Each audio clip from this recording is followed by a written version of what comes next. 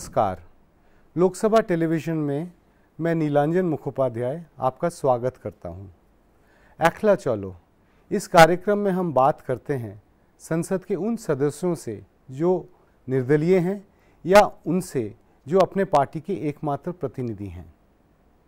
आप में से शायद ही कोई होगा जिसने रविंद्रनाथ टैगोर की कविता ऐखला चलो को नहीं पढ़ा या सुना होगा। आज भी शायद आप लोगों के कानों में इस गीत की धुन गूंज रही होगी। आज़ादी की लड़ाई के समय से इस गीत ने कई पीढ़ियों को प्रोत्साहित किया है और आज भी हमारे राजनीतिक कार्यकर्ता, हमारे नेता इसका जिक्र करते रहते हैं। अकेले चलने वाले ये सांसद बहुत अहम है क्योंकि ये बड़े गुटों से हटकर हैं। लोकतंत्र में हर नंबर, हर वोट की गिनती होती है और यही वजह है कि इन अकेले चलने वाले सांसदों को हम अनदेखा नहीं कर सकते। चाहे उनकी अपनी राजनीतिक कहानी हो या उनके विचार, हमारे लिए उनका जानना बहुत ज़रूरी है। ऐखला चलो के इस एपिसोड में आज हम बात करेंगे श्री किरोड़ी लाल मीणा जी से, जो राजस्थान के दौसा निर्वाचन क्षेत्र के निर्दलीय सांसद हैं। लोकसभा टेलीविज़न में आपका स्वागत है मीणा जी। बहुत बहुत धन्यवाद। मीणा जी, सबसे पहले हम बात करेंगे आपके इस चुनाव के बारे में, आपके इस जीत के बारे में। राजस्थान में ये पहली बार हुआ है कि किसी निर्दलीय उम्मीदवार ने चुनाव जीता है लोकसभा का। जी। इस बार दौसा में बहुत मज़ेदार स्थिति ये भी है कि जो पहले जो दो कैंडिडेट थे, आप और आपने जिनको हरा के जो नंबर 2 पे थे, वो भी निर्दलीय थे। जो दो प्रमुख पार्टी हैं राजस्थान के, भारतीय जनता पार्टी और कांग्रेस, बिल्कुल पीछे रह गए। ये कैसे हुआ? देखो, ऐसा है, मैं भारतीय जनता पार्टी में राजनीति का प्रवेश किया और भारतीय जनता पार्टी में 30 साल तक मैंने काम किया। मुझे ऐसा लगता है, चाहे भारतीय जनता पार्टी हो, चाहे कांग्रेस हो, चाहे कोई और दल हो, उसमें विचारधारा का महत्व घट गया है और व्यक्ति पूजा, चाटुकारों का महत्व बढ़ गया है।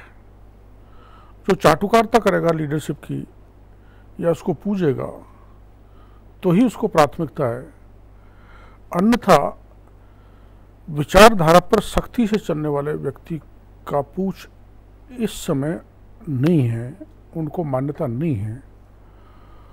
इसी का परिणाम है कि जो विचारधारा की डगर से चाहे कांग्रेस उतर गई हो, चाहे बीजेपी उतर गई हो, उनको ये परिणाम भुगतने पड़े कि कांग्रेस की भी जमानत जब्त हो गई और बीजेपी की भी जमानत जब्त हो गई। कांग्रेस को उतरना इसलिए कहूँगा कि कमिटेड वर्कर ढेर सारे थे संसदीय क्षेत्र में जिनको टिकट दिए जा सकते थे, जो 20-30 साल से काम कर रहे थे, उनको इग्नोर कर दिया गया और एक पुलिस के एडिशनल डीजी को इस्तीफा दिला के रातों रात उनको चुनाव लड़ाया। He was no more a worker. उसको कांग्रेस की कल्चर का पता नहीं, आइडियोलॉजी का पता नहीं, कांग्रेस के लिए कभी काम किया नहीं। तो जो ऊपर से पैरासूट लाए, उसका परिणाम ये हुआ। और जो करैक्टर बीजेपी के उम्मीदवार का था, उसको भी जनता ने अस्वीकार कर दिया। कभी जनता के बीच रहते नहीं थे, कभी विचारधारा पर ज़्यादा भरोसा करते नहीं थे। इसलिए मैं जो सबसे महत्वपूर्ण बात मानता हूँ यही है कि नेतृत्व की मनमानी को नकारा है जनता ने, इलाके की ने, और विचारधारा की पटरी से उतरने वाले को नकारा है, भ्रष्ट को नकारा है। और सुचिता और मूल आधारित राजनीति की बात केवल अखबारों में है या केवल किताबों में है और अपने चाल चलन में नहीं है, अपने विचार में नहीं है, उसको लोगों ने नकार दिया, इसलिए उनकी जमानत जब्त हो गई। लेकिन इस बार जो है दौसा में जो चुनाव हुआ, उसकी एक खास एक हिस्टोरिकल बैकग्राउंड था। पिछले 2-3 साल से राजस्थान में जो गुर्जर आंदोलन चला, उसका खास एक इफेक्ट दौसा पे था। दौसा पहले डिलिमिटेशन के पहले जनरल सीट थी, अब रिजर्व कैटेगरी में आ गई। दौसा भी वो क्षेत्र है जहां जो गुर्जर आंदोलन का जो एक तरह से एपिसेंटर था। रिजर्व कॉन्स्टिट्यूंसी बन जाने के बाद जो आपके खिलाफ जो सबसे प्रमुख जो उम्मीदवार आए, वो जम्मू कश्मीर के एक गुर्जर नेता थे। वो भी एक तरह से पैराड्रॉप होके ही वहाँ आए थे। पूरी तरह से चुनाव के दौरान दौसा में हम लोगों को जो समझ में आया वो एक तरह से गुजर वर्सेस नॉन गुजर, गुजर वर्सेस मीना, क्योंकि जो आंदोलन जब गुजर कौम की तरफ से आया था शेड्यूल ट्राइब स्टेटस के लिए, तो उसमें जो प्रमुख जो राइवलरी थी वो मीना कम्युनिटी की तरफ से भी देखे को मिली। तो ऐसी स्थिति में जब आप वहाँ के सांसद चुन के आए हैं, जो गुजर और मीना कम्युनिटीज़ में जो डिवीज़न आया है उसको आप किस तरह से जोड़ने की कोशिश? देखो, ये जो इंडिपेंडेंट उम्मीदवार आए वो कोई पार्टी का उम्मीदवार नहीं थे। जम्मू कश्मीर से जो चेची रब्बानी जी आए वो कोई विचारधारा से भी जुड़े हुए नहीं थे। उन्होंने कभी उस क्षेत्र में काम भी नहीं किया और उनको जो वोट मिला मात्र इस बात का मिला क्योंकि वो गुजर थे, जाति का वोट मिला। हमारा वोट लिविंग अपार्ट थी जाति, वो वोट भी मिला अन्य जातियों का जिनकी हम 20-30 साल से सेवा करते हैं जी। वहाँ जाति की लाइन नहीं थी। ये जो जाति की जो बात करें, इसी से एक सिलसिला जुड़ा हुआ है। हाँ। कि ये आपका दौसा लोकसभा क्षेत्र से पहला चुनाव नहीं था। हाँ। 1996 में भी आप राजेश पायलट के खिलाफ चुनाव लड़ा था, लेकिन जाति थी नहीं। लेकिन तब में और अब में क्या फर्क था, क्या वजह था? ये है इस बार आप जीत गए, उस समय नहीं जीत पाए। पायलट साहब से जब हमने चुनाव लड़ा था तब चूंकि वो एक सीट जनरल थी और मैं रिजर्व कैटेगरी का कैंडिडेट था, लोगों का कहना यह था कि रिजर्व सीट से लड़ते तो वोट दे देते, जनरल सीट पे भी रिजर्व आके लड़ने लग गए तो ये फिर हमारा क्या होगा। इस भय के कारण वोट उतना हम नहीं ले पाए, हालांकि टक्कर हमने जोरदार दी थी, लेकिन चुनाव नहीं जीत पाए। नहीं, कुछ लोगों का मानना है कि 96 में राजेश पायलट को गुजर वोट के अलावा बाकी समुदायों के भी वोट मिले थे, लेकिन आपको नहीं मिले थे। इस बार जो है आपको मीना वोट के ऐसा नहीं हुआ था, और ऐसा नहीं हुआ था। मेरे को पार्टी का वोट मिला, चूंकि बीजेपी से लड़ा था, वेदर ब्राह्मण और महाजन हु सोवरेटिव कमिटेड जो पार्टी का था, मेरे को वोट मिला। मेरे को मीना वोट टोटली नहीं मिला, पायलट साहब को 30-35% वोट गया, पर मेरे को 10-15% गुजरों का भी वोट मिला। मतलब वो पार्टी बेस्ड चुनाव था उस समय, लेकिन मेजोरिटी ऑफ वोट गुजरों का उस समय पायलट साहब को गया था। मेजोरिटी ऑफ वोट मेरे को मीनों का नहीं आया था, वो हार का कारण था। और अब जो मैं 20-30 साल से उस इलाके में काम कर रहा था, वो वोट भी मेरे को और जात का मिला है, मीना का तो मिला ही है मेजोरिटी में। ये मेरे जीत का कारण है। जो भाई हमारे सामने रब्बानी जी आए थे, वो एक गुजर का वो बन के आए थे प्रतिनिधि, तो केवल गुजरों ने। और आपको लगता है कि गुजरों के आगे मतलब उनको किसी और का वोट नहीं मिला? आप बात कर रहे थे पहले कि पार्टी के वोट भी आए थे आपको। आप 1985 में पहली बार चुनाव लड़ रहे थे भारतीय जनता पार्टी की तरफ से, और बहुत लंबे समय तक भारतीय जनता पार्टी के साथ जुड़े रहे। पिछले साल जब असेंबली के चुनाव हुए थे तो उसके पहले आप भारतीय जनता पार्टी से अलग हो गए थे। पहले आपने इस्तीफा दिया था मंत्रिमंडल से, उसके बाद आप एमएलए से पद से इस्तीफा दे दिए थे। उसके बाद आप इंडिपेंडेंट पे 2008 में लड़े थे पहली बार पार्टी के बगैर चुनाव लड़ने में, तब 2008 में असेंबली में, और इस बार लोकसभा में आपको क्या फर्क नजर आया? आपको कुछ कमी नहीं महसूस हुई? नहीं, कमी तो महसूस होती है, स्वाभाविक है कि जिस विचारधारा में 30 साल तक पले बड़े हुए और उस पर हम चुनाव लड़ते आए, उसको छोड़ के इंडिपेंडेंट चुनाव लड़ा, तो कमी तो एक तो वर्कर का जो टीम था, कमिटेड जो वोटर था, वो हमको नहीं मिला। वही वर्कर या वोट हमारे साथ जुड़ सका जिनको हमने डेडिकेट होकर उनका काम किया था, सेवा की थी। तो सेवा का मेवा हमको मिला है, जिसके कारण हमारी जीत हुई है। कभी यह रही कि भाई पार्टी का सिंबल था, पार्टी के वोटर थे, पार्टी के कार्यकर्ता थे, वो काम करते थे, तब इतनी एनर्जी लगानी नहीं पड़ती थी, अब एनर्जी ज़्यादा लगानी पड़ी। लेकिन उस कड़ी चुनौती को स्वीकार करके जीत पाए, ये भी बहुत बड़ी बात है। लेकिन क्या वजह थी कि 30 साल पुरानी पार्टी को आप छोड़ के आप अकेले हो गए? ना, मैंने छोड़ा नहीं, मैं छोड़ा नहीं। पार्टी जो है मेरे को लगने लगा विचारधारा से भटक रही है। पार्टी जो मूल आधारित राजनीति की बात कर रही है उससे साइड ट्रैक हो गई है। भ्रष्टाचार यहाँ पर है, अनैतिक आचरण यहाँ पर होता है, आदर्श और सिद्धांतों की राजनीति गायब हो गई है। स्टेट में भारी भ्रष्टाचार था, लॉ एंड ऑर्डर गड़बड़ था और अपराधियों को शरण मिली हुई थी। इन बातों को जब हमने मेरी आंखों से देखा, ये कृत्य भारतीय जनता पार्टी नेतृत्व का, सरकार का, तो हमने जब बोलना चालू किया भ्रष्टाचार के खिलाफ या लॉलेसनेस के खिलाफ या जातिवादी जो प्रपंच पार्टी करती थी उसके खिलाफ, तो उन्होंने हमको पार्टी से निकाल दिया। हमने पार्टी नहीं छोड़ी, हमको उन्होंने पार्टी से निकाल दिया। तो हमने पार्टी को बता दिया कि हम जनता के प्रतिनिधि हैं, जनता के सेवक हैं, आपकी दया पे जिंदे नहीं हैं, हम तो जनता की दया पे जिंदे हैं, इसलिए जीत आए। क्या आपको लगता है कि मतलब आप में और जो भारतीय जनता पार्टी में जो दूरी जो सबसे ज़्यादा बड़ी, वो जिस तरह से राज्य सरकार ने जो गुर्जरों का जो आंदोलन था उसको जिस तरह से हैंडल किया, और जिस तरह से कई लोगों को लगता है कि आपका थोड़ा बहुत शायद इस्तेमाल किया गया मीनाओं को गुर्जरों के खिलाफ भड़काने में? नहीं, ऐसी बात तो नहीं थी, इस्तेमाल तो नहीं किया गया, पर ऐसी हिंसा मेरी समझ में राजस्थान में कभी नहीं हुई, नॉर्थ इंडिया में नहीं हुई जैसी वहाँ हुई थी। पुलिस फायरिंग से लोग मरे वो बात तो अलग है, लेकिन पुलिस वालों की मरी हुई लाश पड़ी रही, उसको तक पुलिस उठा नहीं सकी, राज उठा के दाह संस्कार नहीं कर सका। बड़ी शर्मनाक घटना है, जिसकी लाश सड़ती रही पुलिस के सिपाहियों की, उसको उठा नहीं पाए। हमने कहा इनको उठा के दाह संस्कार करो, अपराधियों के खिलाफ कार्रवाई करो। अपराधियों कैसे कैसे अपराध हुए, थाने लुट गए, हथियार लुट गए, ट्रेजरी लुट गई, एसडीओ मजिस्ट्रेट के दफ्तरों में आग लगा दी, यात्रियों को रोक दिया, कई दिनों तक रोड जाम रहे, रेलों को जला दिया, क्या क्या नहीं किया। हमने यही मांग की थी कि इनके खिलाफ कार्रवाई करो। मीनों ने भी, जिसने मैंने गुर्जरों की हत्या की बेचारों की, इनोसेंट की, हत्यारों को गिरफ्तार करो। अपराधी की कोई जाति नहीं होती, न मीना है न गुर्जर है, जिसने अपराध किया उनको उठा के जेल में डालो। सरकार ने कार्रवाई की नहीं, और सरकार अनकॉन्स्टिट्यूशनल कार्रवाई करके उनको एसटी का स्टेटस देना चाहती थी, जिसकी हमने खिलाफत की, जो संभव नहीं है। ये सरकार भी नहीं दे पा रही राजस्थान में, कांग्रेस की भी। जो चीज़ पॉसिबल नहीं है आप उनको कन्विंस करो, उनको बताओ, समझाओ।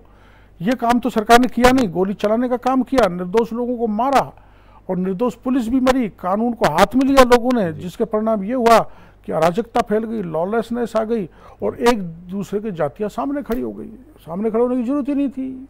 हमने अभी सरकार को कहा, हम एक साथ बैठे, गुर्जर मीना मुखिया, हमने कहा भाई हम सौहार्द प्रेम से रहना चाहते हैं, सदियों से हम एक साथ रहते आए, हमें क्या नाम से इनको क्लियर कट कह दो, हम ये देना चाहते हैं। हमने तो सरकार से भी कहा है जी। अब आपको लगता है कि जो बुरा वक्त का जो दौर था शायद हाँ निकल गया। हमने तो सरकार का भी कहा है गुर्जरों को, बल्कि जो बैकवर्ड है, इकोनॉमिकली बैकवर्ड जो दूसरी जातियां हैं, उनको 14% का और 5% का जो विधेयक पहले वाली सरकार लाई थी वो दे दे इनको। अखला चालो में वक्त हो गया है एक छोटे से ब्रेक का। मीना जी के साथ बातचीत का सिलसिला जारी रहेगा।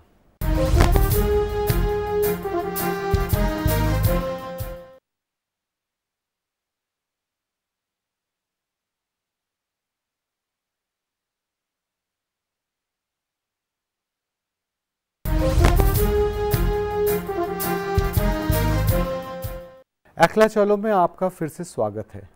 हम बात कर रहे हैं दौसा के सांसद किरोड़ी लाल मीना जी से। मीना जी, आपके चुनाव के बाद एक छोटा सा ड्रामा हुआ, आपके राजस्थान के विधानसभा से इस्तीफे को लेके, उसको लेके थोड़ा सा एक विवाद खड़ा हुआ। क्या आपको लगता है कि शायद इस चीज़ की मैनेजमेंट बेटर हो सकती थी? नहीं, वो उसमें पॉलिटिकल एंगल था, और पॉलिटिकल एंगल का कारण था मुख्यमंत्री जी गहलोत साहब की सरकार हमने बनाई है जी। हम 9 लोग गए थे, हमने जाते सपोर्ट किया था। उसके बाद मुख्यमंत्री जी ने की इच्छा थी मन की, उनके बेटे हमारे वहाँ से चुनाव लड़ना चाहते थे, जहाँ से मैं 89 में लोकसभा का सदस्य रहा था, सवाई माधोपुर टॉक से। हमने मना किया, it is not possible here, ये ठीक नहीं है, यहाँ संभव नहीं है, होगा नहीं, लड़ाना कोई और जगह से लड़ाओ। सीधा मुख्यमंत्री जी को पीसीसी चीफ सीपी जोशी की उपस्थिति मैंने ये कड़वी बात कह दी। और 2-4 और कारण थे, जैसे हमारे बसपा के 6 लोगों को तोड़ के ले गए, वो एक कारण था जो मैंने क्रिटिसाइज किया स्ट्रांगली। और इधर उधर की बातें थी, उनकी उपस्थिति में जो मिनिस्टर नमो नारायण जी जो बोले थे, ऐसे कई कारण थे। हमारी धर्मपत्नी ने इस्तीफा दे दिया था मंत्री पद से, उन्होंने उनको अदरवाइज लेते हुए मेरे खिलाफ भरपूर तो प्रचार किया, 7-8 सभाएं की, उसके बाद भी मैं जीत गया। पूरी पुलिस व्यवस्था जितनी करनी थी करी, पर हम विजयी हो गए। मैं खुद पर्सनली मैं प्रक्रिया जानता हूं, पहले भी मैंने 3 बार इस्तीफे दिए हैं। पहले भी लोकसभा में जीत के आया था तो एमएलए था, तब इस्तीफा दे के आया था।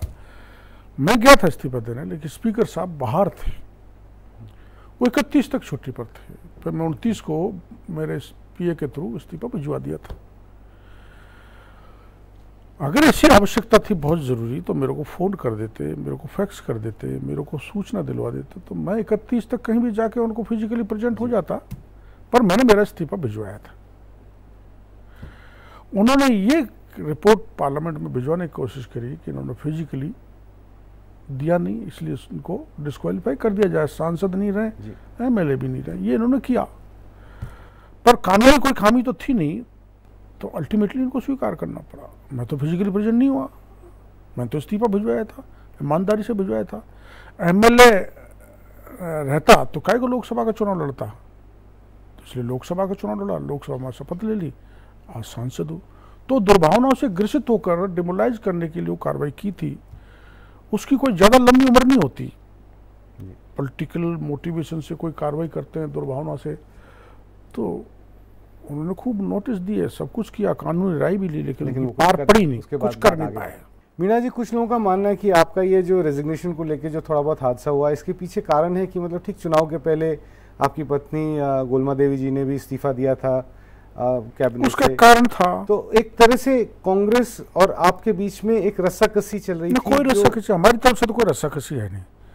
हमने तो फ्री में तस्तरी में परोस के कांग्रेस का राज दिया है, भारतीय जनता पार्टी के राज को वसुंधरा जी को पदच्युत किया है और उनको दिया, लेकिन अब हर चीज़ नहीं दी जा सकती। उनके बेटे को हम सांसद का चुनाव लड़ा के जिता नहीं सकते थे। अब दुर्भावना से ग्रसित है तो हमारी तरफ से तो कोई शिकायत आज भी नहीं, हम तो सपोर्ट कर रहे हैं। आज भी हमने कांग्रेस का सपोर्ट वापस नहीं लिया, कांग्रेस के साथ है। हमारी धर्मपत्नी उनकी मिनिस्ट्री में है और हमारा सक्रिय सहयोग है। हमारी तरफ से तो कोई है नहीं, शिकायतें तो उन्हीं की हैं। इतना बड़ा जनाधार क्यों है? संसद में आपकी क्या पोजीशन है? स्टेट में आपके जो लोग हैं वो गहलोत सरकार के साथ है, आपकी पत्नी जो है सरकार का हिस्सा है। इधर संसद में आप क्या प्योर इंडिपेंडेंट के तौर पे हैं? मैं प्योर इंडिपेंडेंट हूँ, वहाँ भी प्योर इंडिपेंडेंट हूँ। वहाँ हम समर्थन सरकार का वहाँ भी इसी बात पे रहेगा कि अगर वो उसी लाइन पे चल गई जिसमें वसुंधरा जी चली थी तो हम उनके साथ नहीं है। जैसे अभी शुरुआत कर दी है तो हमको तो पीछे हटने में कोई दिक्कत नहीं है। हम जनता के साथ हैं। जनता पर जहाँ पर अनहोनी होगी, जनता के साथ अन्याय होगा, जनता को रिलीफ नहीं मिलेगा, तो हम ऐसी सरकार के साथ तनिक भी नहीं रहेंगे। हम तो इसलिए हैं कि जब तक जन कल्याणकारी नीतियों लागू करती रहेगी तब तक हम सरकार के साथ हैं। हम किसी भी स्थिति में वहाँ से हटने वाले नहीं हैं। आपने जिक्र किया वसुंधरा जी की। कुछ लोगों का मानना है कि जो भारतीय जनता पार्टी के साथ जो मतभेद जो आपके जो आए और जो दूरी आए, आप अलग हट गए भारतीय जनता पार्टी से, वो शायद नहीं होता अगर वसुंधरा राजे के अलावा कोई और अगर मुख्यमंत्री होता। ऐसी कोई बात नहीं थी। वसुंधरा राजे से कोई इतने डिफरेंसेस हमारे व्यक्ति से हो सकता है, हर व्यक्ति में कमी है, मेरे में भी कुछ न कुछ कमी होगी, लेकिन एकदम तानाशाही, एकदम किसी की बात सुनना नहीं, और उनसे भी ज़्यादा अहंकारी हमारे प्रदेश के अध्यक्ष थे श्रीमान ओम प्रकाश माथुर। इन सब के हटा दिया गया है। हाँ, इन सब के अहंकारी स्वभाव के कारण और जिस ढंग की बदनामी सरकार की हुई थी, धाधु गोलियों से लोगों को मारा गया, ढेर सारे लोग मार दिए, भ्रष्टाचार का जो आलम छाया था, उसके कारण हमारी नाराजगी थी। और उस नाराजगी के कारण उन्होंने हमको पार्टी से निकाला। विचारधारा की लौ तो जिंदी अब भी जल रही है, कोई ख़त्म थोड़ी हुई है, लेकिन उन्होंने पार्टी से निकाला तो हमको तो रास्ता चुनना ही था जिंदा रहने के लिए राजनीति में, इसलिए चुनाव लड़े, जीत के आए जनता की कृपा से। राजनीति में जिंदा रहने के लिए कुछ लोगों का मानना है कि आप अपने आप को मोटे तौर पे एक मीना संप्रदाय के नेता के हिसाब से प्रोजेक्ट करते हैं। नहीं, ये संभव नहीं है, क्योंकि एक जाति के आधार पर राजनीतिक जीवन जिया नहीं जा सकता। हमारे पास 3 लाख वोट मीना का है, मेरे को 4.5 लाख वोट मिला है, तो केवल मीना का ही होता तो बाकी का 1.5 लाख, माना 100% मीना भी डाल दें तो 1.5 लाख वोट कहाँ से आया? हम तो सब नहीं, लेकिन आपके कॉन्स्टिट्यूएंसी के बाहर जी, तो पूरे राजस्थान में मेरे ख्याल से जितने शेड्यूल ट्राइब के जितनी टोटल पॉपुलेशन जो है करीब 12.5% है। तो लोगों का मानना है कि मीना कौम जो है इनमें से करीब 6-7% के पूरे राजस्थान के आते। तो अगर आप इसी के आधार पर राजनीति करें तो आपका राजस्थान की राजनीति में आगे क्या भविष्य है? ना, जाति की राजनीति बड़ी घातक होती है, करनी नहीं चाहिए, और जो करते हैं वो कभी न कभी धोखा खाते हैं। मैं जाति की राजनीति में भरोसा करता नहीं, और जाति की राजनीति करने वाले का टेम्परेरी भविष्य हो सकता है, लंबा भविष्य नहीं है। और इसलिए सब समाज को साथ लेके चलना है, भला अकेले चले जैसे मैं चल रहा हूँ, पर सभी समाज को लिए होकर साथ में चलना, उनकी की प्रगति की कामना करना, उनको आगे बढ़ाना, सुखी जीवन देना, समृद्धशाली इलाके को बनाना, ये मेरा विचार है। कई सारे वजह हैं कि दौसा क्षेत्र पे स्पॉटलाइट है। लोगों की उम्मीदें भी बहुत होंगी दौसा में कि आप चुन के आए हैं तो आप उनके लिए कुछ करेंगे। आपका दौसा क्षेत्र के विकास के लिए क्या विजन? ढेर सारी उम्मीदें हैं। वहाँ पंडित नवल किशोर शर्मा हमारे सांसद रहे, मंत्री भी रहे, पायलट साहब भी रहे, बड़े बड़े दिग्गज नेता वहाँ से इलेक्ट होकर आए हैं। उन्होंने भी काम करने की कोशिश की है इलाके में, लेकिन जो बेसिक वर्क एग्रीकल्चरिस्ट का होना चाहिए था, कृषि का विकास नहीं हुआ। न तो कोई सिंचाई की नई योजना बनी, कोई भी नई योजना नहीं बनी, कोई बड़ा डैम नहीं बना, ना निकट्स बने, न सिंचाई के लिए नहरें बनी, न कोई विद्युत की योजनाएं बनी, सड़कों का भी कोई ज़बरदस्त जाल नहीं बना, शिक्षा का भी कोई सेंटर नहीं बना, ट्राइबल हैं, पिछड़े हुए हैं, कोई एजुकेशनल सेंटर्स वहाँ पे नहीं बने, मेडिकल एंड हेल्थ की भी वहाँ पर समस्याएं हैं, विद्युत परियोजनाएं भी वहाँ पर नहीं बनी, जबकि 5-6 नदियाँ आसपास में उन जिलों में हैं। इसलिए सबसे बड़ी प्रायोरिटी वहाँ जो आवश्यकता है लोगों की, वो है सिंचाई की और पीने के पानी की योजनाओं की, जिसके लिए मैं भारत सरकार में पूरे 5 साल तक लग के परसू करूँगा कि उस इलाके में चंबल और यमुना का पानी आए, कैसे भी पहुँचे, जिससे वहाँ का किसान सरसब्ज हो सके। आपका जो एमपी कॉन्स्टिट्यूएंसी डेवलपमेंट फंड है उस पे भी मतलब मोटे तौर पे वो बड़ा मिनिमम है, वो एक कॉन्स्टिट्यूंसी में 25 लाख आता है, वो तो कोई छोटे मोटे काम तो कहीं ज़्यादा आता है। अब तो ना 2 करोड़ एक साल का मिलेगा, उससे कुछ नहीं होने वाला। वो बड़े प्रोजेक्ट है, बड़ा पैसा चाहिए, तो राजस्थान की सरकार भारत सरकार से मिलकर ऐसे प्रोजेक्ट ले जाने की कोशिश करेंगे, जिससे इलाके में वैभूति हो, इलाके में समृद्धि हो। एक छोटा सा चलते चलते एक हल्का सा एक सवाल पूछे। जब आपकी पत्नी मंत्री बनी थी तब आपने मजाक में कहा था कि अब होम मिनिस्टर जो हैं वो दफ्तर पहुंच गई हैं, तो अब आप जो है होम की मतलब देखभाल करेंगे। आपने ये भी कहा था कि आपको अच्छी मतलब गाजर मटर, आपको दाल बाटी ये सब बनाना आता है, तो अब आप भी यहाँ आ गए, तो अब घर का क्या होगा? देखो ऐसा है, मैंने उस दिन चैनल वालों ने पूछा था, तो मैंने वही आप मैंने कहा आज एमपी बन गया। एमपी का मतलब मिनिस्टर पति। उस दिन की कुछ बात ऐसी निकली, मैं यहाँ आज वास्तव में एमपी बन के आ गया लोकसभा में। तो मैं तो शुरू से हम दोनों अलग रहते आए हैं, घर को चलाते आए, वो भी अलग रही है, क्योंकि ठेठ गांव की महिला है, अनपढ़ है, उसने वैसे संभाला है घर को, और मैं तो हरदम 24 घंटे 365 दिन राजनीति में ऐसा भागता रहा हूँ, वैसे भागता रहूँगा, वैसे रोटी बनाता रहूँगा, खाता रहूँगा, जनता की सेवा के लिए सब कुछ करने के लिए तैयार। स्टेट की राजनीति से आप केंद्र की राजनीति में आए, बड़े लंबे समय, आप अपना भविष्य कहाँ देखते, केंद्र की राजनीति में या स्टेट की? बड़े लंबे समय के बाद, 89 में आया था, फिर 20 साल बाद मेरे को मौका मिला, 2 लाख सर्वाधिक वोटों से जीत के आया था 89 में। फिर 3-4 बार लगातार टिकट कट गए, टिकट पार्टी ने दिए नहीं, उसके बावजूद भी बड़ी आस्था के साथ, श्रद्धा के साथ, विश्वास के साथ, विचारधारा के साथ पार्टी में टिका रहा, पार्टी का विश्वास तोड़ा नहीं, विचारधारा को छोड़ा नहीं।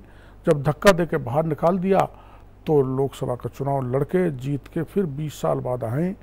राष्ट्रीय राजनीति में रहने का मन है, भविष्य तो जनता के हाथ में है, और पार्लियामेंट में कैसी परफॉर्मेंस करते हैं इस पे निर्भर है, आगे का करेक्टर कंडक्ट कैसा रहता है इसके ऊपर निर्भर है। भविष्य तो जनता तय करती है, जनता की सेवा अच्छे करेंगे तो चाहे केंद्र में हो चाहे राज्य में हो, अपना भविष्य अच्छा बनता चला जाएगा। और कोई गलती करेंगे, भ्रष्टाचारी होंगे, दुराचारी होंगे, पद लोलुप होंगे, जनता की सेवा नहीं करेंगे, ध्यान नहीं रखेंगे, ऐसो आराम में लिप्त हो जाएंगे, तो अपने आप भविष्य गर्त में चला जाएगा। वर्क इज वर्शिप्ड, जनता की सेवा करेंगे तो सब कुछ मिलता रहेगा, मेवा यही अमृत है। मीणा जी, आपसे बात करके बहुत अच्छा लगा, धन्यवाद, आप लोकसभा टेलीविजन में आए। Thank you. आज के इस एपिसोड में इतना ही। मुझे और मेरी टीम को इजाज़त दीजिए। अगले सप्ताह एक नए सांसद के साथ हम फिर हाजिर होंगे। तब तक देखते रहिए लोकसभा टेलीविजन।